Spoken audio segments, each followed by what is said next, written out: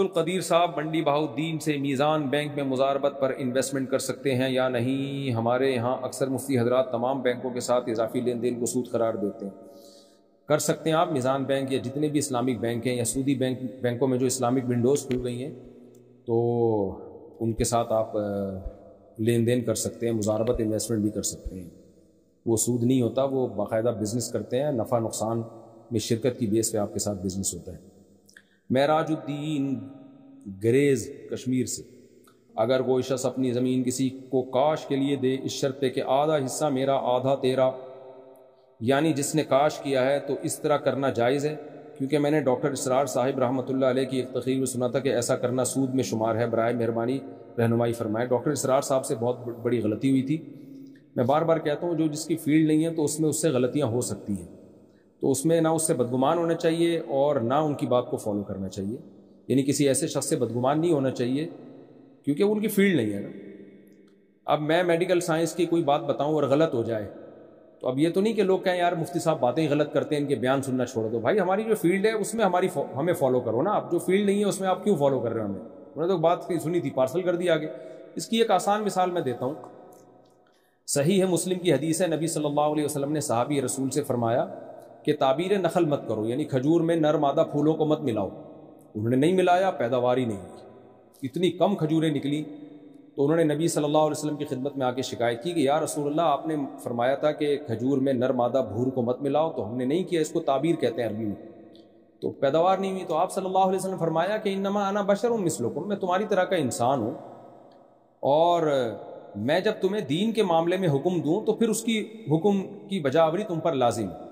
اور جب میں تمہاری دنیا کے معاملے میں کوئی مشورہ دوں فَأَنْتُمْ أَعْلَمُ بِأُمُورِ دُنْيَاكُمْ مِنِّي، تو فرمایا تم دنیا کے معاملات مجھ سے زیادہ بہتر جانتے ہو۔ تو اس لیے مطلب یہ تھا کہ جب دنیا کی باتوں میں تمہیں کوئی مشورہ دیتا ہوں تو ایز اے پیغمبر نہیں دیتا بلکہ ایز اے بشر دیتا ہوں، میں تمہیں ایک ہیومن کی بیس پہ میں دیتا ہوں، جیسے کوئی کسی کو مشورہ دیتا ہے، لیکن آپ نے فرما دیا کہ یہ معاملات میں تم زیادہ بہتر جانتے ہو۔ تو دیکھیے نبی صلی اللہ علیہ وسلم جن کی اتنی بڑی شان ہے،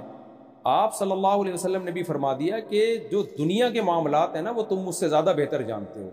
اب کھیتی باڑی تو تم جانتے ہو بہتر کہ کھجور کے نر مادہ پھولوں کو ملانے سے پیداوار کم ہوگی یا زیادہ، تمہارا تجربہ ہے۔ تو اگر میں نے تمہیں مشورہ دیا ہے تو تمہیں اس مشورے پر عمل کرنا لازم نہیں ہے، وہ مشورہ ہے۔ تو اس سے صاف پتہ چلتا ہے کہ بھائی شریعت کا ایک اصول ہے۔ پھر قرآن میں بھی اللہ نے یہ حکم دیا، وہ قرآن کی آیت میں بار بار لوگوں کو بتا چکا ہوں، لَعَلِمَهُ الَّذِينَ يَسْتَنبِطُونَهُ مِنْهُمْ، اللہ فرماتے ہیں جو جس چیز کے اہل ہونا اس سے اس کے بارے میں پوچھا کرو۔ ڈاکٹر اسرار رحمۃ اللہ علیہ 20ویں دفعہ کہہ چکے ہیں میں مفتی نہیں ہوں، میں پراپر عالم بھی نہیں ہوں، میں درس قرآن کا ماہر ہوں۔ درس قرآن میں آپ ان کے لیکچر سنیں تو انہوں نے چند مسائل میں ان سے بلنڈر ہوا ہے، بہت بڑی غلطی ہوئی ہے، مسٹیک ہوئی ہے، تو مسٹیک ہے، ہر انسان سے ہو جاتی ہے، تو کسی سے بدگمان ہونے کی بھی اجازت نہیں ہے ہمیں یہ چھوٹی چھوٹی مسٹیک پر، چھوٹی چھوٹی اس سینس میں کہ ان کی فیلڈ کی بات نہیں ہے نا، وہ فیلڈ اپنی فیلڈ میں مسٹیک کریں تو بڑی بات ہوتی ہے نا، وہ ان کی فیلڈ ہی نہیں ہے، تو انہوں نے کہہ دی۔ تو یہ میں نے بھی 2-3 دفعہ ان کے لیکچر سنے اور انہوں نے کہا یہ سود ہے، یہ تو صحابہ تابعین سے ائمہ اسلاف سے سب سے ثابت ہے یہ کہ زمین آپ پٹے پہ دیں، مزارات پہ دیں اور زمین جو ہے جو پیداوار ہوگی آدھی تمہاری آدھی میری ہے، اس میں کوئی حرج نہیں ہے، تو جائز ہے، اس میں کوئی حرج نہیں ہے، اس کو سود نہیں کہہ سکتے۔ اس میں ڈاکٹر صاحب نے کی رائے یہ ہے کہ بھائی جو زمین دینے والا ہے اس کا تو کچھ بھی نہیں جا رہا، بھائی زمین جا رہی ہے اس کی، کروڑوں روپے کی زمین ہے اس کی، آپ کسان کو یہ سہولت دے رہے ہو کہ تمہیں ہم اپنی زمین دے رہے ہیں استعمال کرنے کے لیے، تو اس میں کسان کا بھی فائدہ ہے، ورنہ کسان کیا کہاں ٹماٹر لگائے گا جا کے، وہ کیا کس لوگوں کی چھتوں پہ لگائے گا جا کے، تو کھیت میں ہی لگائے گا۔ یہ ایسا ہی ہے جیسے گھر آپ کا ہے، کروڑوں روپے کا آپ نے بنایا، رہتا اس میں کوئی اور ہے، تو وہ جو رہ رہا ہے وہ آپ کو اس کا پراپر فائدہ دے رہا ہے نا، آپ کو کرایہ دے رہا ہے۔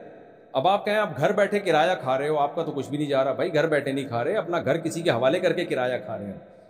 تو انویسٹمنٹ ایک آدمی کی ہے، نفع دوسرا اٹھا رہا ہے کرایہ دے کے، تو زمین میں بھی ایسا ہی ہے، اس میں سود کا کوئی دور دور کا عنصر نہیں ہے، زمین آپ کی ہے،